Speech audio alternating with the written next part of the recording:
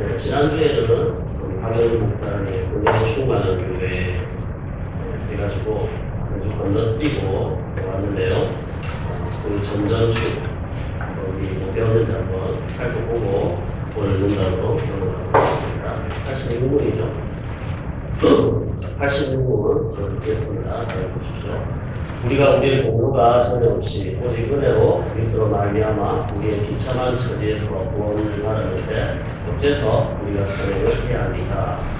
그리스도께서는 우리의 피로 우리를 구원하셨고 또한 우리의 성령으로 그의 형상을 따라 우리를 새롭게 하시니 이는 하나님께서 주신 교회에 대해 우리의 삶 전체로 감사하게 하신다. 하나님께서 우리에게 자녀를 받으시기 위함이며 또한 각 사람이 그 열매로 자기 믿음을 확신하며 또한 우리의 경건한 삶을 통해서 우리 이웃들도 그리스도께로 인도하게 하시기 위함입니다. 87절입니다. 감사하지 않는 악한 삶을 계속하면서 하나님께로 돌이키지 않는 사람들도 구원을 얻을 수 있지 않습니까? 절대로 그렇지 않습니다. 불만한 자, 강구되다, 불만한 자, 불고지하는 자, 강력스럽다, 불쌍합니다, 불안합니다, 강고같은 자는 하나님 나라의 유로로 하신 것 같으심을 우리에게 전하고 있습니다. 우리가 지지난주에 87문까지 살펴보았습니다. 86문부터는 이제 3부로 들어가지고 감사의 차원에서 우리가 지금 살펴보고 있는데 오늘은 이제 88문, 89문, 90문, 시간이 허락된다면 91문까지 볼 수 있도록 그렇게 하겠습니다. 자, 88문 보도록 할게요. 읽겠습니다. 보십시오.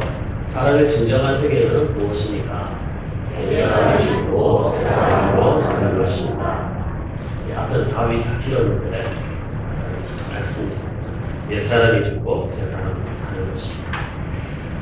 88문의 질문을 잘 보시면 여기서 사람의 그냥 회개라고 말하지 않고 진정한 회개는 무엇입니까? 라고 이렇게 말합니다.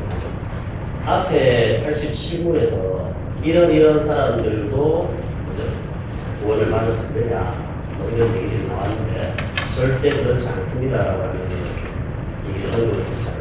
그리고 이제 88문을 보았습니다. 진정한 회개, 여기서 이 회개 앞에 진정한이라고 하는 수식어가 붙어 있잖아요.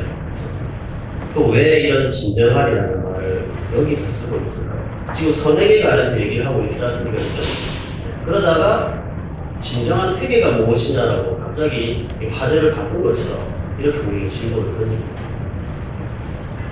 이 진정한 회개가 이 선행에 관련해서 아주 중요하다는 사실을 우리에게 가르쳐주고 있습니다. 그래서 달리 말한다면 이 진정한이라는 붙은 이유는 진정하지 못한 회개가 있다는 거죠. 즉 거짓된 회개도 있다. 회개하면 다 회개지 거짓된 회개도 있느냐? 거짓된 회개도 있다. 진정하지 않은, 진정하지 못한 회개가 있다는 회개를 가르쳐주고 있습니다. 우리 한국 교회가 얼마나 되는지 아십니까? 한 5만 개 가까이 있다고 합니다. 그리고 성도수가 지금 전체 교단적으로 조금씩 하향 곡선을 이렇게 그리고 있는데 그렇게 해도 한국이 한 20% 가까이를 교회들이 20% 이상이 된다고 합니다. 그런데 아이러니하게도 이 세상을 변화시키는 능력이 이 세상에서 나타나지 않고 있습니다. 여기에 대해서 많은 학자들이나 이렇게 전문가들이 분석을 합니다만은 실질적으로 교회 안에 진정으로 이런 일들이 일어나지 않는 것은 이렇게 진정으로 회개하지 않고 거짓으로 회개하는 자들이 교회 안에 사실 많이 있기 때문에 그렇습니다. 저에게 신앙생활에 있어서 가장 중요한 게 뭐냐고 물어보신다면 서슴지 않고 회개라고 말씀드릴 수 있습니다. 회심. 저는 선교에 대한 비전이 있지만 물어본다면 저는 현지에서도 마찬가지로 회심이라고 말할 것입니다. 거짓된 회개가 아닌 진정한 회개. 이것 없이 신앙생활을 하기 때문에 교회가 교회다워지지 못하고 오히려 세상의 것을 교회 안으로 자꾸 끌어다가 들이게 됩니다. 그러면 이렇게 교회를 병들게 하고 교회를 교회되게 하지 못하는 정치대회에 어떤 점들이 있을까요? 많이 있습니다. 정치대회가 많이 있는데 우리가 지난주에 성령에 대해서 우리가 배웠잖아요. 그죠? 오늘날 거짓된 성령운동이 많이 이렇게 활발하게 일어나고 있는데 거기 비추어서 잠깐 말씀을 드리도록 하겠습니다. 오늘날 많은 집회가 이렇게 열리고 있습니다. 그리고 그 집회에서 실제로 회개를 촉구하는 일들이 일어나죠.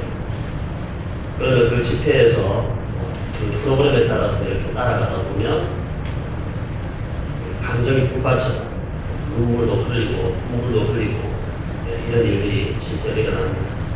그런데 그 안을 이렇게 자세히 들여다보면 우리가 말하는 이 회개와 이 다른 차이점이 있다는 것을 발견할 수가 있습니다. 먼저 진정한 회개는 자신의 비참한 상태를 깨닫게 됩니다. 그리고 더 나아가서 하나님 앞에서 자신이 얼마나 큰 죄인인가를 발견하게 되는 거죠. 그러면서 어디로 이어집니까? 죄를 의로하는 자리로 우리를 인도해야 합니다. 그리고 죄를 피하게 하려는 거죠. 그리고 요즘 많은 집회에서 일어나는 회개를 보면 이런 회개가 일어나지 않는 것을 볼 수가 있습니다. 단적인 예로 정말 위험하다고 제가 생각되는 회개가 뭐냐 하면 내적 치유를 통한 이런 회개의 운동이라고 말할 수 있겠습니다. 왜 이게 위험하냐 하면 내적 치유받은 것을 가지고 나는 회개했다라고 생각하는 거죠.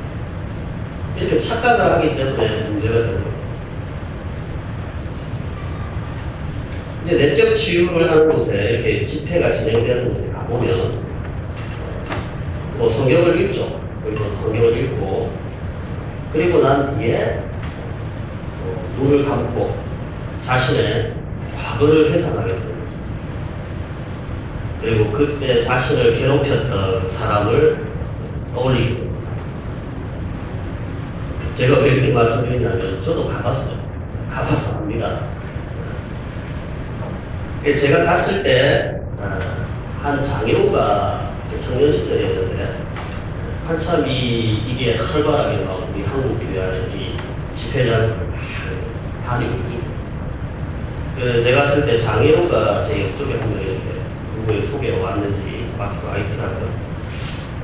근데 이제 프로그램이 이렇게 하나씩 진행이 되니까 갑자기 이제 그렇게 서글프게 우는 거예요. 그러니까 자라오는 동안에 자신을 장애우로 자랐으니까 놀리는 사람들이 수있습니다. 놀리고 괴롭혔던 사람들 그리고 심지어 자신의 부모마저도 자기에 대해서 차가운 시선을 보냈던 거예요. 눈을 감고 과거를 회상하는 동안에 떠오르는 거죠.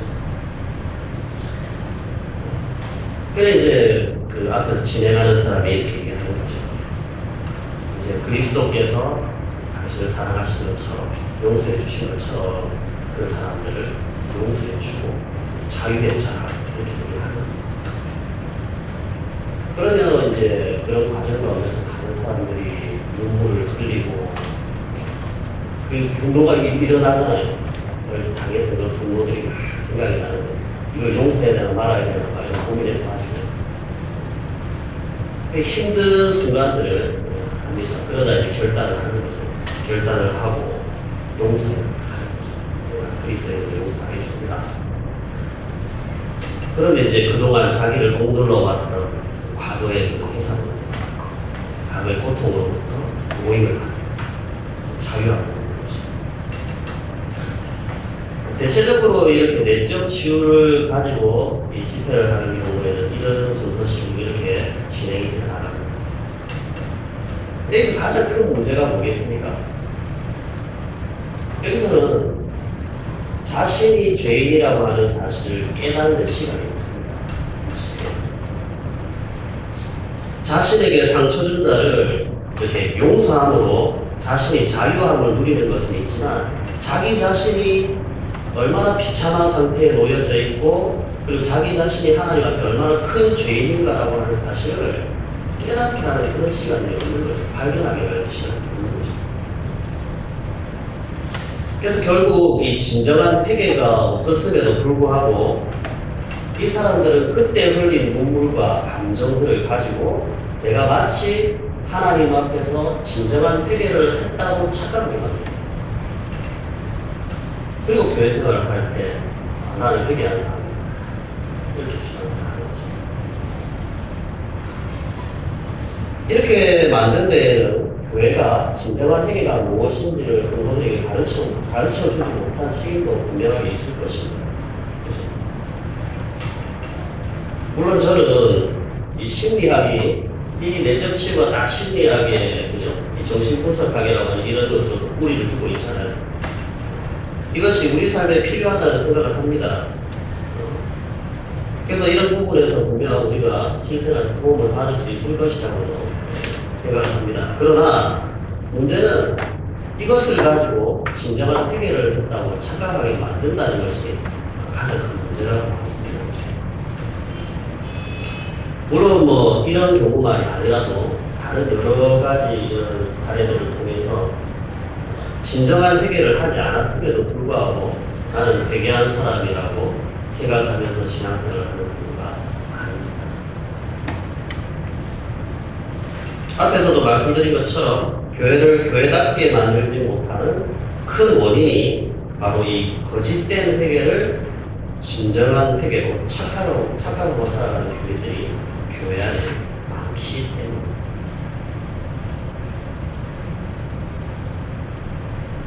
사실 이것은 오늘날만의 문제는 아닙니다. 17세기 영국, 그 당시 영국이 국교회잖아요. 국교회라고 하는 것은 나라 백성들이 다 교인인 거예요. 태어나면, 그 나라에서 태어나면 그냥 교인이 되는 거예요. 근데 당시에 이제 그 신앙이 있는 사람들이 볼 때 그 영국 교회 안에 많은 사람들이 그냥 교회를 그냥 태어나자마자 그냥 교인이 되니까 그냥 출산도 하는 거예요. 오늘날로 말하면 이제 썬데이 크리스찬 같은 그런 분위기죠. 그래서 이에 답답함을 느낀 사람들이 좀 많았죠. 특히 청교도들 가운데는 이런 부분에 대해서 상당히 회의적이었어요.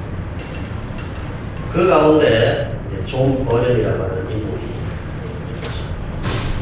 여러분 존 버년은 다 잘 아시지 않습니까? 그는 진정한 회개가 무엇인지 그리고 진정으로 구원에 이르는 일이 무엇인지를 이 철로역정이라고 하는 책에 담아서 표현했습니다. 우리 중고등부는 이제 계속해서 이 철로역정을 하나씩 배워가고 있는데 아이들이 매주마다 이 지루하게 철로역정을 계속 저에게 읽고 있습니다.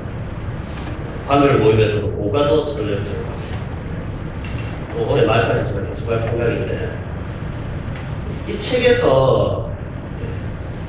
책에서는 구원을 향해 나가는 이 첫걸음을 어떻게 바라보냐면 자신의 비참함을 발견하는 것으로부터 시작이 됩니다.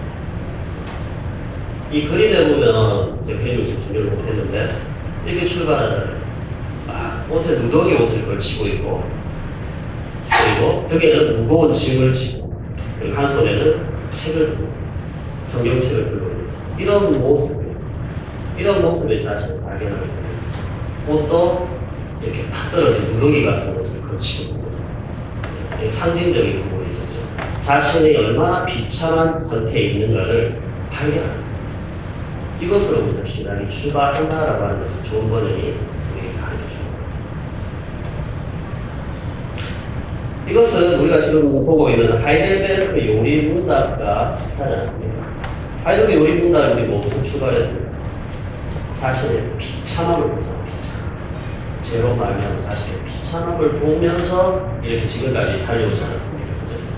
이 비참함으로부터 구원해 줄 수 있는 유일한 구원자가 누구냐라고 말할 때 예수 그리스도다. 그렇게 예수 그리스도 말미암아 구원을 받은 우리가 받은 자가 어떻게 한다고요?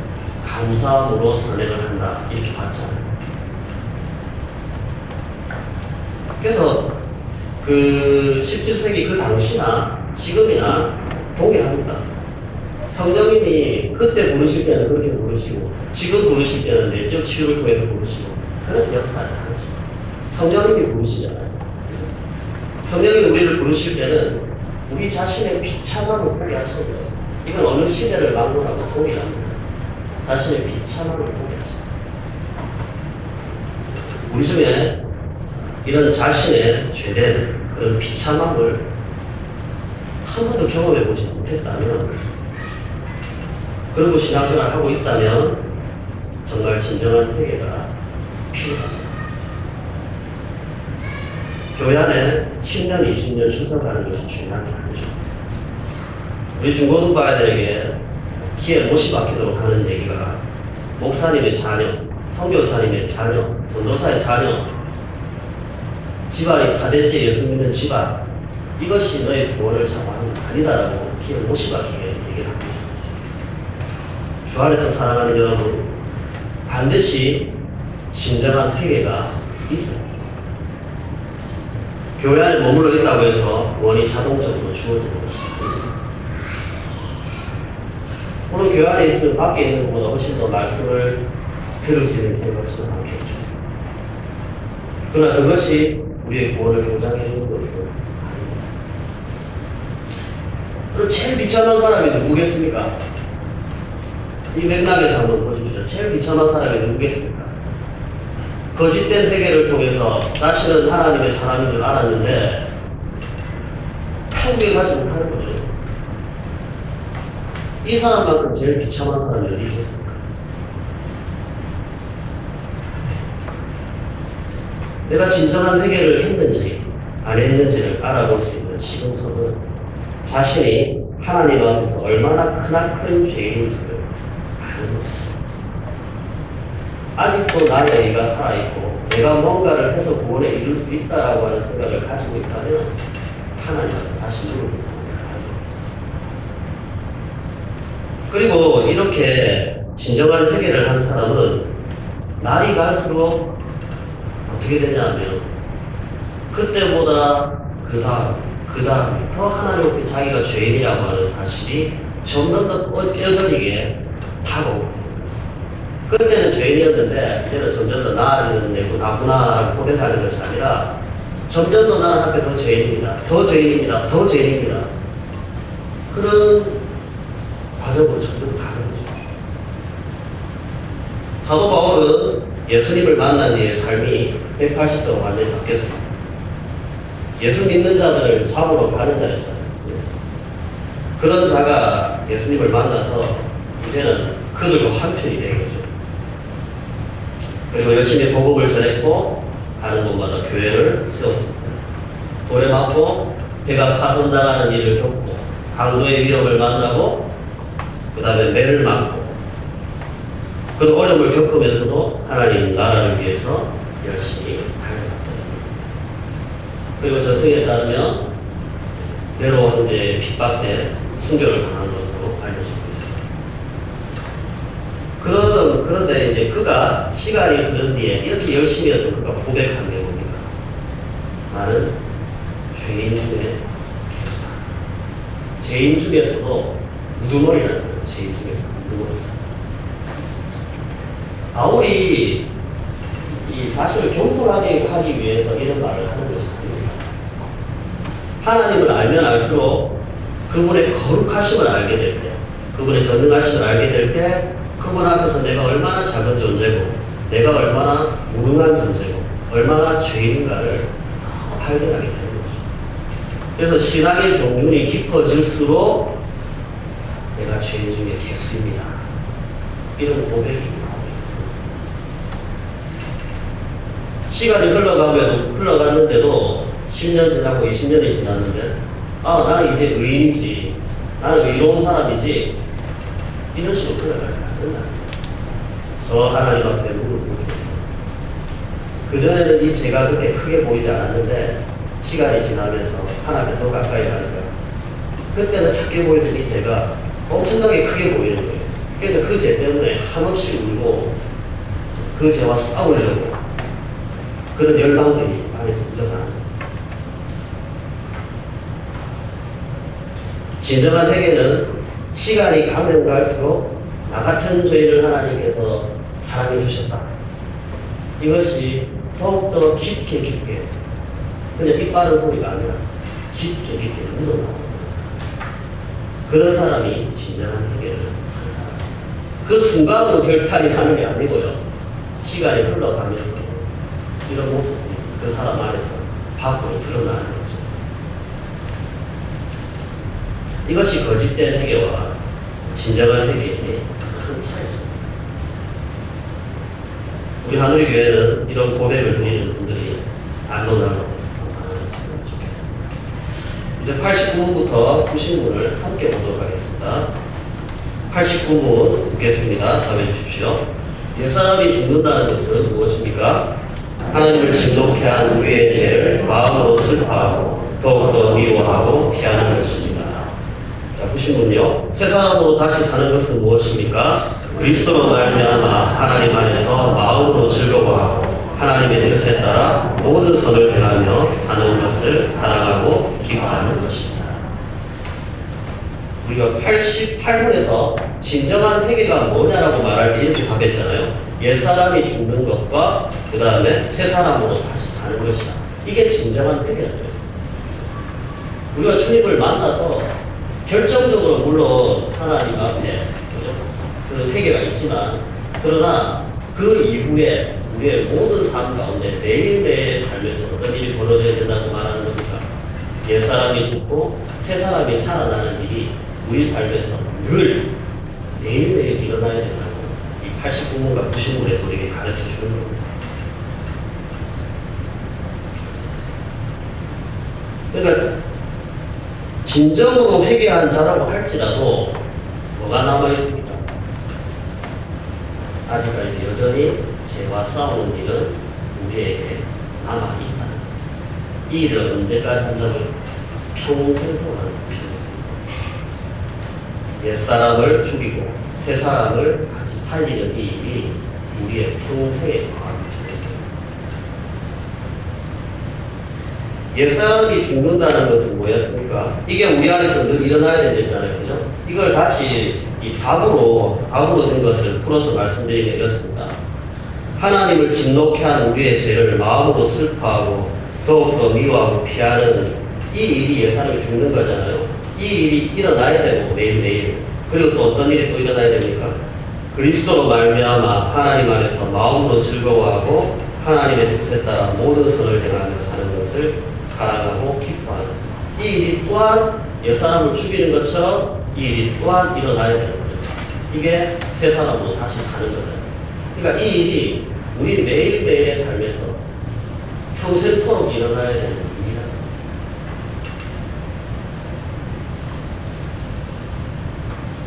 왜 우리는 이 일들을 매일매일 여전히 반복해서 해야 됩니까? 우리가 예수님을 믿고 하나님의 자녀가 되었는데, 그죠? 근데 왜 이런 일들을 여전히 계속 해야 돼요?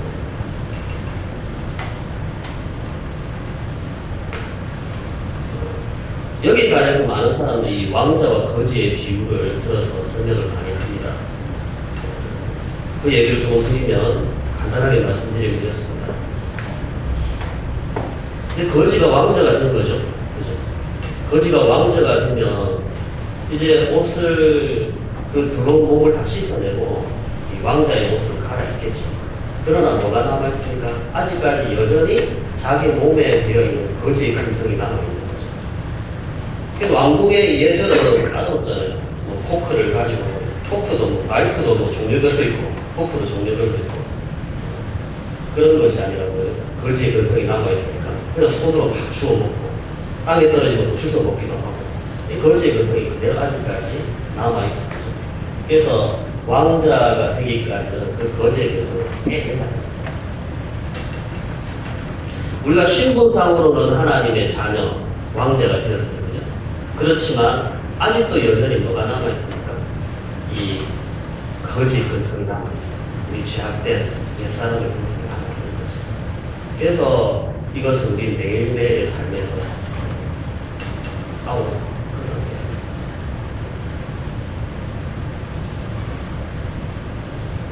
이것을 극복하는데 물론 다 극복되지도 않겠지만 평생이 오늘 오전에 목사님께서 아브라함의 예를 들어서 말씀해 아브라함 얘기를 하시면서 그런 얘기를 하셨잖아요.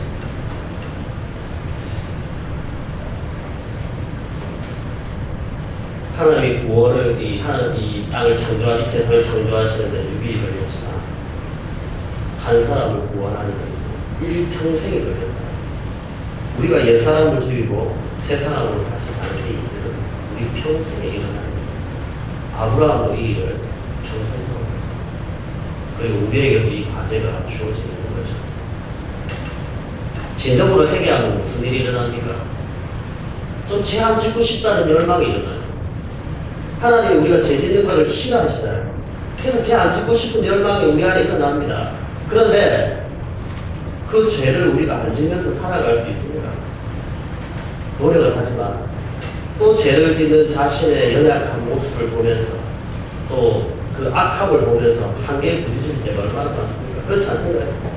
저는 그럴 때가 많습니다. 그런데 이렇게 계속 죄와 싸워가는 과정을 통해서 점차 어떻게 됩니까? 그 죄와 싸우는 것을 미루거나 포기하지 않게 되고 더 강렬하게 싸우시고 열망이 우리 안에 있습니다.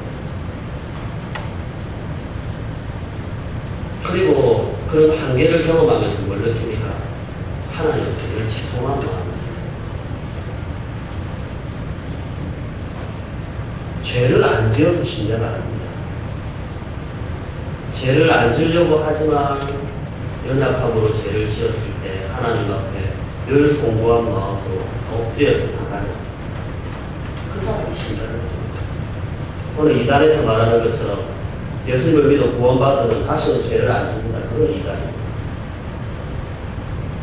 우리는 여전히 연약함이 있습니다. 죄를 지을 수 있는 그런데 이런 과정들을 통해서 뭐가 되가면 점점 하나님을 닮는 성화의 과정을 갖게 되는 거죠. 때로는 낙심을 푹 떨어질 때도 있고 어떨 때는 막 내가 정말 하늘 구름 위를 걷는 것 같은 그런 신앙의 상태에 이를 때도 있다가 얘기를 하잖아요. 사이클을 그리면서 신앙생활을 하잖아요. 그런 과정들을 반복하면서 하나님의 사랑으로 점점 더 아브라함이 하나님의 약속의 말씀을 신뢰하지 못하고 어떤 일을 벌였습니까? 이스마엘을 낳았죠. 이스마엘을 낳았는데 그 이스마엘을 낳았으므로 그 이스마엘로 말미암아서 그 가정에 얼마나 많은 분란이 일어났습니까? 그리고 아브라함이 위험한 순간이면 자기 아내까지도 팔아먹는 사람이었잖아요.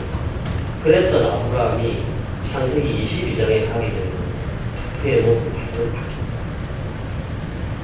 하나님이 아브라함을 시험하사 뭐라고 합니까? 그의 자식을 바치라. 그렇게 애지중지하고 사랑하는 아들을 바치라고 아브라함이 어떻게 하는 줄 아십니까? 아침에 일찍 일어납니다. 그리고 성경에는 아브라함이 고민했다고 하는 흔적이 하나도 나와 있지 않습니다. 아침에 일찍 일어나서 번제를 드리는 나무를 챙기고 종을 데리고 바로 모래산으로 갔다. 딱딱딱. 하나님 말씀에 즉각 순종하는 모습으로 바뀐 거죠. 이렇게 비실비실했던 아브라함을 어떻게 해요? 하나님이 끌고 가신 거죠. 그런 여러 가지 과정들을 통해서 진정한 회개는 그런 겁니다. 그리고 그 순간에 모든 게 다 결판나는 게 아니라 매일매일 일상에서 옛사람을 죽이고 새사람을 다시 살리는 이 일을 반복하는 가운데 그렇게 신앙의 성장에 자라가는 한번 불 받아가지고 우리 신앙이 그렇게 뜨거워져가지고 매일매일 이 작업이 없다면 우리는 그렇게 성화되어 갈 수 없다. 우리 안에 다시 이런 불이 좀 붙었으면 좋겠어. 옛사람을 죽이는, 죄를 미워하고 죄를 피하고자 하는 일, 그리고 새 사람을 같이 살리는 일, 하나님이 기뻐하시는 삶을 살고자 하는 열망, 이것이 우리 공동체에 다시 좀 확 일어났으면 좋겠습니다. 그래서 날마다 잘 소화되어가는 그런 우리들 다 되었으면 좋겠습니다. 이게 평생에 일어나는 게 평생.